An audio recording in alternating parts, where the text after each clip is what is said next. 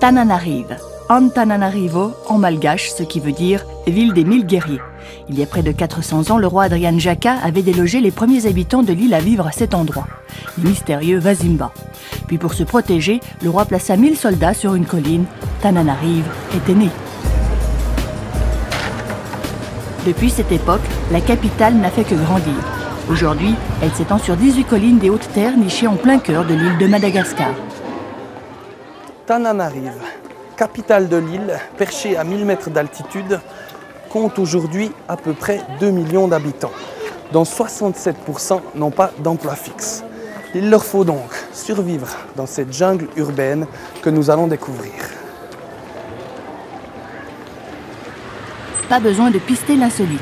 À Tananarive, le spectacle vous saute aux yeux, il est dans la rue et il est permanent. À commencer par les vendeurs ambulants qui sont partout, qui proposent de tout, ustensiles, nourriture. En parlant de manger, il est 8 h du matin, l'heure de prendre un petit déjeuner. Les cantines en ville ne désemplissent jamais et le riz cuit en permanence dans d'énormes marmites. Pour bien commencer la journée, il y a plusieurs sortes de petits déjeuners malgaches. Le plus apprécié, c'est de la tête de porc servie sur une assiette de bois. Un plat, s'il vous plaît.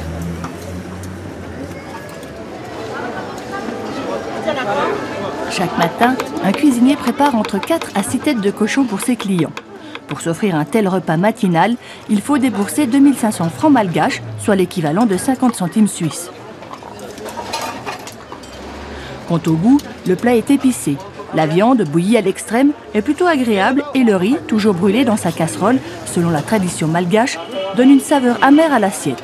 Ce déjeuner frugal passe d'autant mieux en hiver, car ici, au mois de juillet, l'hiver austral donc, la température descend de 25 à 0 degrés.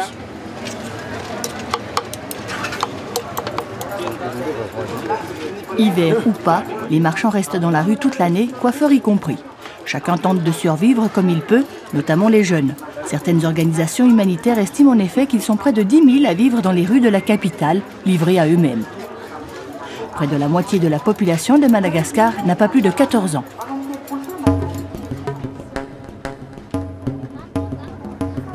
Ici, tout est récupéré, transformé et vendu. Ce cordonnier fabrique des chaussures avec des vieux pneus.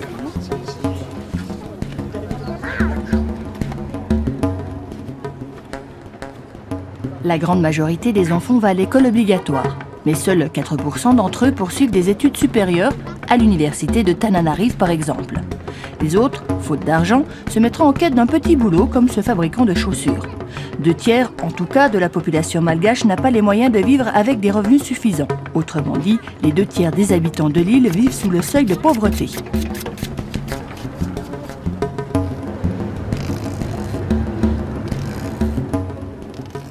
Notre cordonnier est en train de couper des lanières. Elles vont servir à maintenir le pied dans la chaussure. Avant d'être cordonnier, comme beaucoup d'autres, cet homme était paysan à la campagne. Puis un jour, espérant gagner davantage, il est venu à la ville. Mais rapidement, il a dû se rabattre sur de petits boulots pour espérer survivre.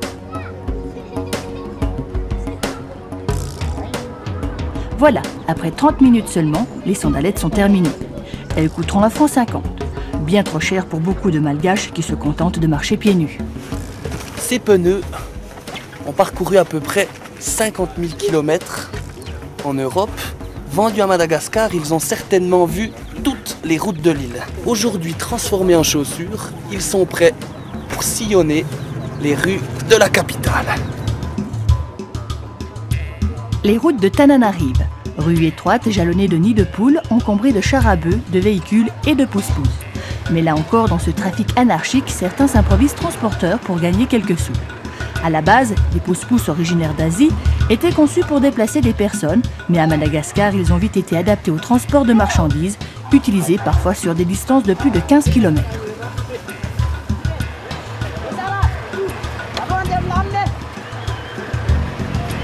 La capitale abrite une 50aine de marchés. Une vingtaine sont situés en plein cœur de la cité, comme celui d'Andravangui que l'on voit ici. C'est le plus grand de toute l'île. Il est gigantesque, un vrai supermarché en plein air. On y trouve de la nourriture en abondance, des dizaines de fruits et légumes de saison, de l'artisanat, des habits et de l'outillage. Pour acquérir un produit, il faut impérativement le marchander. C'est une question de politesse, mais aussi le meilleur moyen pour les gens de bavarder entre eux. En fait, les Malgaches adorent tailler une bavette.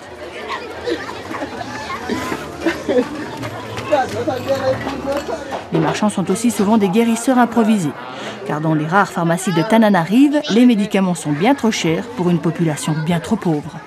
Les médecines traditionnelles sont encore largement pratiquées à Madagascar. On utilise les écorces, les feuilles et les graines de toutes sortes de plantes. Par exemple, le bois de rose, une fois râpé, peut guérir les maux de ventre. Les graines de baobab servent à garder le tonus. Les graines de cassavouli pour les problèmes de dentition. Les guérisseurs concoctent des potions à base de feuilles, de plantes et d'écorces pour soigner toutes sortes de maladies.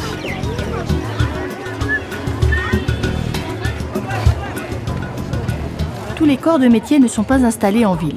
En quittant le centre, on se dirige, tant bien que mal d'ailleurs dans les embouteillages, vers la banlieue sud-est de la capitale, en direction de la rivière Ikupa.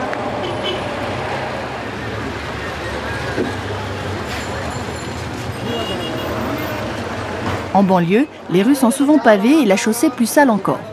Mais ici aussi, les marchands se tiennent sur le trottoir et ne ratent aucune occasion de vendre le moindre des petits objets. Comme ce réparateur de briquets qui propose contre 500 francs malgaches, 10 centimes suisses, de recharger votre briquet jetable et de le munir d'une nouvelle pierre. À 2 pas de là, plusieurs jeunes gens se sont spécialisés dans le ciselage de tampons encreurs. Eux aussi viennent de la campagne et sont venus à la ville dans l'espoir de faire fortune. Pour reproduire un motif, il faut compter environ 45 minutes, mais il faut débourser 5 francs suisses. Cette somme permet à ces jeunes privilégiés de s'acheter chaussures, jeans et vestes. D'accord, merci beaucoup. Voilà, merci, au revoir. La rue est aussi investie par des saltimbanques, de jeunes, de très jeunes musiciens parfois, qui se produisent pour récolter quelques francs. Mais souvent, l'intention est double. Ces attractions ont pour but également d'attirer le passant qui, une fois distrait par la scène, se fera dévaliser sans s'en rendre compte par un pickpocket travaillant de mèche avec les artistes. D'autres athlètes se produisent dans le seul espoir de se faire repérer par un producteur de films malgache et décrocher ainsi un rôle bien rémunéré.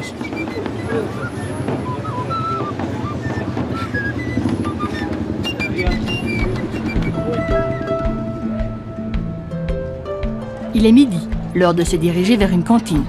Souvent un grand hangar où les cuisiniers amènent leurs marmites et où les gens mangent volontiers debout à côté d'eux. Au menu, du zébu en sauce et du riz, brûlé comme d'habitude. À midi, c'est dans les gargotes du quartier que les repas sont servis. Un endroit comme celui-ci cuisine par jour 60 kg de riz et plus de 100 kg de viande de zébu.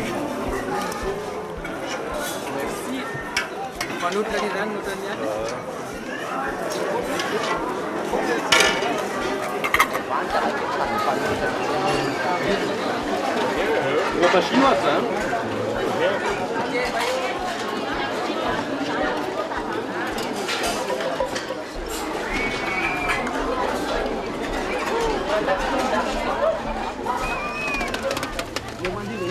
Si l'agitation règne dans les cantines, il en va de même au lavoir.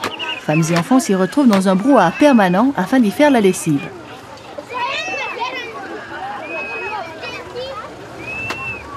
Une fois lavé, le linge sera séché là où il y a de la place. Sur la voie ferrée qui n'a plus vu de train, en panne depuis plusieurs mois. Plus loin, les hommes jouent à la pétanque, un sport laissé par les colonisateurs français. Les Malgaches sont d'ailleurs d'excellents joueurs. Ils ont même été champions du monde en 2001.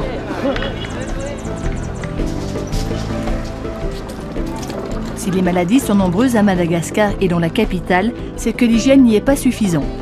Il n'y a quasiment pas de toilettes dans les maisons. Les WC ne sont souvent que de grandes fosses creusées dans les différents quartiers. Et puis il y a l'eau. 6% de la population possède l'eau courante. Pour tous les autres, l'eau n'est pas traitée. Elle stagne et provoque de fréquentes dysenteries. Des milliers de personnes se rendent quotidiennement au bord de la rivière Ikupa. Là aussi, l'eau y est porteuse de germes de toutes sortes.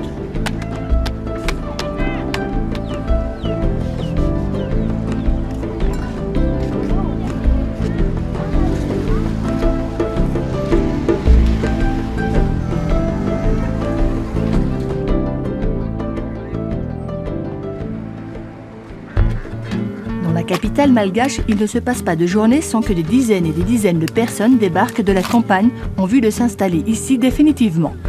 Il faut donc construire en permanence des maisons et donc fabriquer des briques d'argile. L'argile est prélevée dans les rizières, puis elle est mélangée à de l'eau avant d'être moulée pour former les futures briques.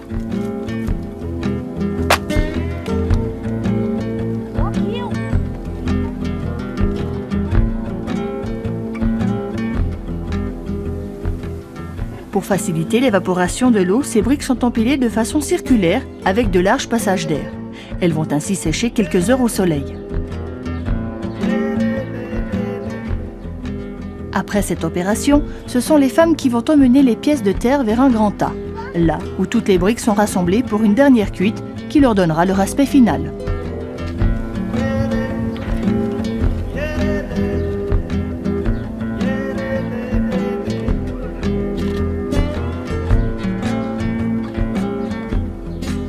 Ces énormes tas de briques s'égrènent tout au long de la rivière Ikupa.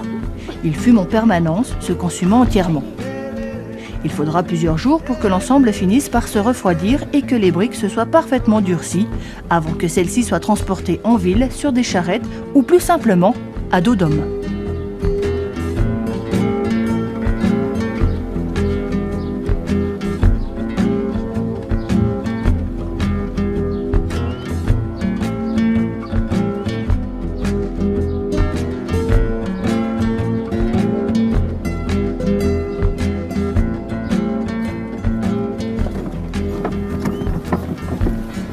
C'est la fin de notre escale à Antananarive. Et le meilleur moyen pour quitter la ville et ses embouteillages, c'est de couper court à travers les rizières avec le moyen de transport le plus répandu à Madagascar, la charrette à bout.